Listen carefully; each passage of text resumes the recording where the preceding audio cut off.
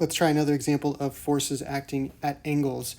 Suppose you are dragging a 45 kilogram box across your garage floor with a force of 200 newtons so that it accelerates to the right. If the normal force from the floor is 389.24 newtons, just going to add that,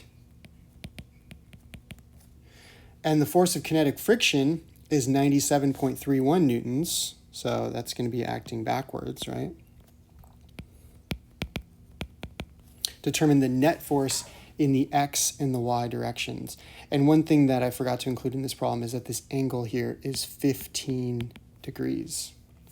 Let's start as always by drawing a free body diagram of all the forces acting on the object. Here's that box. It's going to experience a force of gravity downwards related to its mass and the acceleration due to gravity on Earth. And that is 441 newtons. Okay, it's got this applied force here that is the 200 newtons.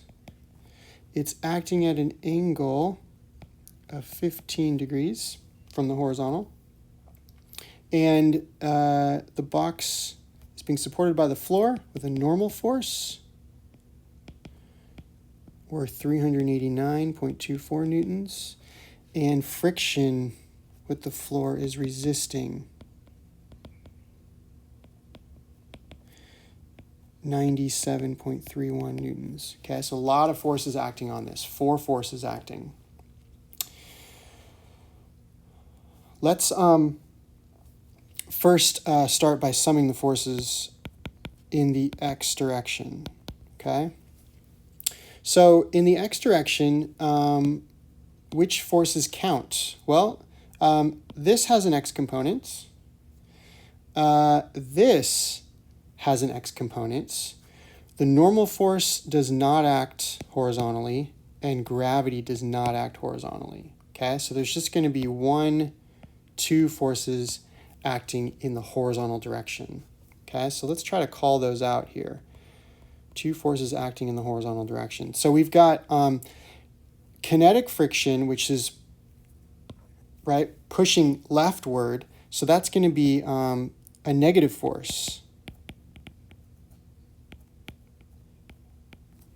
because to the left is the negative x direction. And then we're going to add that to the applied force, but just the horizontal component of that applied force. Okay? So here we go. We're going to have negative 97.31 newtons, and then we're going to add that to the horizontal component of the applied force. Well, let's take this and draw a little triangle over here. Here's the 15 degrees. Here's the 200 newtons, which represents the full strength of the applied force. And then this part right here is the x component of it, okay? Well, this is going to be equal to 200 newtons times the cosine of 15 degrees. And that's the part that I want to use. It's cosine because this is the adjacent leg of that triangle. So I'm going to plug that in here. Okay, when I add those together, I get 95.88 newtons, and it's a positive number, so it means that it's acting to the right. Okay. Let's now try to find the sum of the forces in the y direction, and I'll see if I can maybe squeeze this in. I'll move this over a little bit. Summing the forces in the y.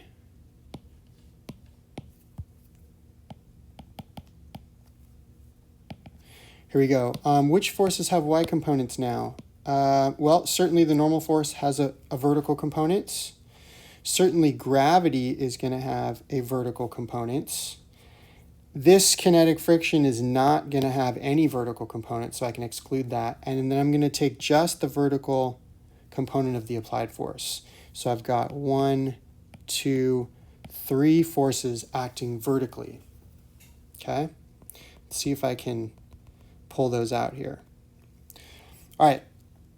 normal force is my first, plus the vertical component of the applied force, right? I probably could have put that in X in the first example, plus the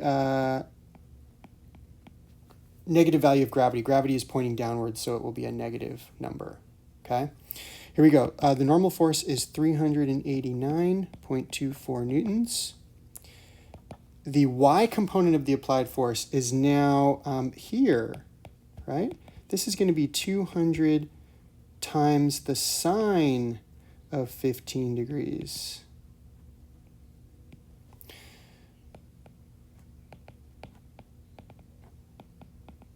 And then I'm going to add gravity, but negative 441 because it's acting downwards, okay? And punching these into my calculator, adding them up, I actually get 0 newtons. Because the box is sliding horizontally, it's not moving vertically. It's not experiencing any vertical acceleration, so it's balanced in the vertical direction. So that's why I get a net force of 0 in the vertical direction. All right, so we've done the X, we've done the Y, and we're done.